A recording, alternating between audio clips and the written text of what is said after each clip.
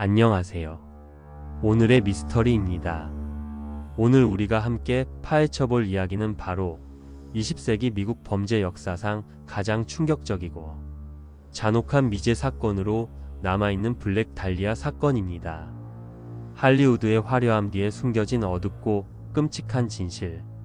한 여배우 지망생의 꿈을 잔인하게 짓밟은 범인은 과연 누구일까요?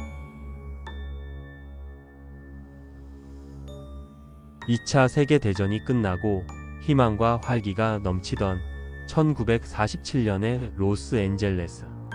하지만 그 빛나는 도시의 한가운데에는 짙은 어둠이 도사리고 있었습니다. 1월 15일 아침, 로스앤젤레스 리머트 파크 인근의 한적한 공터.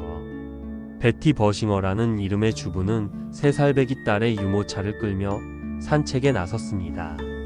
그때 그녀의 눈에 기이한 물체가 들어왔습니다. 멀리서 보기엔 허리가 두 동강 난 채 버려진 백화점 마네킹 같았죠. 그녀는 무심코 그 옆을 지나치려다 너무나 사실적인 그 모습에 이끌려 가까이 다가갔습니다. 하지만 가까이 다가간 순간 베티는 자신의 눈을 의심했습니다. 그것은 마네킹이 아니었습니다. 유난히 창백한 피부와 섬뜩할 정도로 정교한 모습. 그녀는 그것이 사람의 시신임을 깨닫고 비명을 지르며 근처 집으로 달려가 경찰에 신고했습니다. 현장에 도착한 경찰들은 눈앞의 광경에 말을 잃었습니다. 그곳에 있던 것은 젊은 여성의 시신이었습니다. 하지만 시신이라는 단어로는 그 참상을 다 표현할 수 없었죠. 시신은 허리를 중심으로 마치 외과 수술을 한 것처럼 완벽하게 절단되어 있었습니다. 더욱 충격적인 것은 몸의 모든 피가 완전히 빠져나가 시신 전체가 유령처럼 새하얗다는 점이었습니다. 범인은 시신의 내장 일부를 드러내고 몸 안을 깨끗하게 씻어내기까지 했습니다. 손목과 발목에는 밧줄에 묶였던 흔적이 선명했고 허벅지에서는 살점이 도려내어져 있었습니다. 범인은 여기서 그치지 않고 시신의 양팔을 머리 위로 올리고 다리를 벌려 마치 끔찍한 예술 작품처럼 의도적으로 배치해 두었습니다.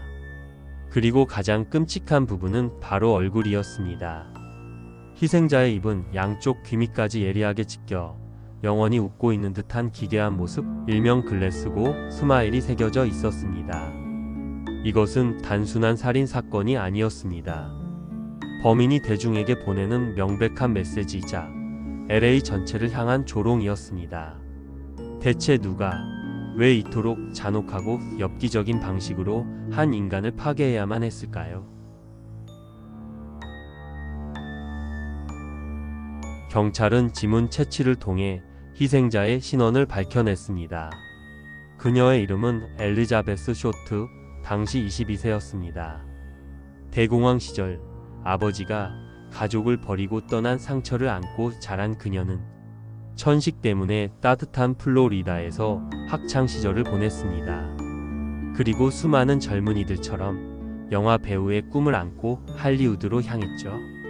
그녀는 유난히 검은 머리카락과 검은색 옷을 선호했고 매혹적인 분위기 때문에 주변인들에게 특별한 별명으로 불렸습니다.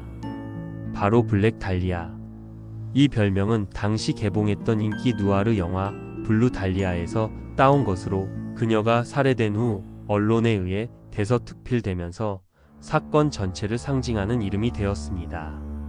하지만 언론이 그려낸 그녀의 모습은 진실과 거리가 멀었습니다. 신문들은 그녀를 밤의 여왕, 수많은 남자들을 유혹하고 다니는 불란한 판무 파탈로 묘사했습니다. 자극적인 기사를 위해 그녀의 사생활을 마구잡이로 파헤쳤죠. 하지만 그녀의 진짜 삶은 화려함과는 거리가 멀었습니다. 그녀는 웨이트리스나 계산원 일을 하며 근근히 생계를 유지했고 잠잘 곳이 없어 지인들의 집이나 값싼 호텔을 전전했습니다. 그녀는 단지 스타가 되기를 꿈꾸던, 때로는 세상 물정 모르고 순진했던 22살의 청춘이었습니다. 그녀의 마지막 행적은 1947년 1월 9일 샌디에이고에서 만난 유부남 세일즈맨 로버트 레드 멜리와 함께 로스앤젤레스로 돌아온 날이었습니다. 멜리는 그녀를 시내의 빌트모어 호텔 로비에 내려주었고 그곳에서 언니를 만나기로 했다는 말을 마지막으로 그녀는 사라졌습니다. 그리고 일주일 뒤 그녀는 할리우드에서 가장 끔찍한 시신으로 발견되었습니다. 그녀가 사라진 미싱위크, 그 일주일 동안 대체 무슨 일이 있었던 걸까요? 블랙 달리아 사건은 LA 전체를 뒤흔들었습니다. 언론은 그야말로 광란 상태에 빠졌죠. 특히 거대 언론사 허스트 코퍼레이션 소속 신문들은 경쟁적으로 선정적인 기사를 쏟아냈습니다. 기자들은 경찰 행세를 하며 희생자의 어머니에게 접근해 딸의 죽음을 알리고 독점 인터뷰를 따내기 위해 그녀를 시카고에서 LA로 데려오는 비윤리적인 취재 경쟁까지 벌였습니다. 이러한 언론의 관기는 수사에 엄청난 혼란을 가져왔습니다. 사건이 전국적으로 유명해지자 마치 전염병처럼 자신이 범인이라는 거짓 자백이 쏟아졌습니다.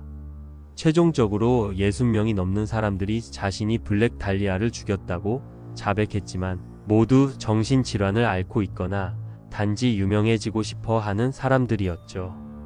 LA 경찰은 역사상 최대 규모의 수사팀을 꾸렸지만 수많은 거짓 제보와 자백의 홍수 속에서 진짜 단서를 가려내는 것은 불가능에 가까웠습니다. 바로 그때 진짜 범인이 모습을 드러냈습니다. 물론 그림자 속에서였죠. 시신이 발견된 지 약 일주일 후 로스앤젤레스 이그제미너 신문사 앞으로 기묘한 소포가 도착했습니다. 발신인은 바로 범인이었습니다.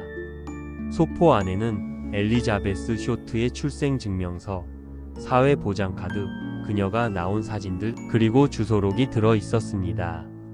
범인은 자신이 진범임을 증명하듯 그녀의 소지품을 보낸 것입니다. 소지품들은 지문을 없애기 위해 휘발유로 깨끗하게 닦여 있었죠. 그리고 며칠 뒤 신문과 잡지에서 오려낸 글자들을 조합한 편지가 또다시 도착했습니다. 거기엔 이렇게 적혀 있었죠. 여기 달리아의 소지품을 보낸다. 편지는 더 있을 것이다. 그리고 그 아래에는 내가 마음을 바꾸면 경찰에 자수하겠다. 아마 다음 주 월요일쯤 블랙 달리아 어벤져 로부터 라는 조롱 섞인 메시지가 담겨 있었습니다. 범인은 어둠 속에서 수사팀과 언론, 그리고 LA 시민 전체를 비웃고 있었습니다.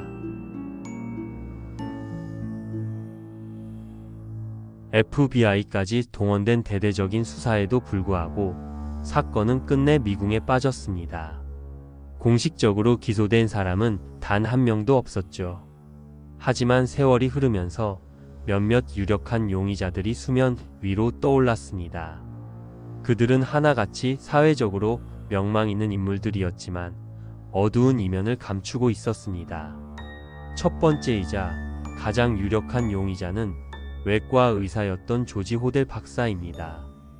아이러니하게도 그를 범인으로 지목한 것은 그의 아들이자 전직 LA 경찰 형사였던 스티브 호델이었습니다. 스티브는 아버지가 사망한 후 그의 유품을 정리하다가 엘리자베스 쇼트로 추정되는 젊은 여성의 사진들을 발견했습니다.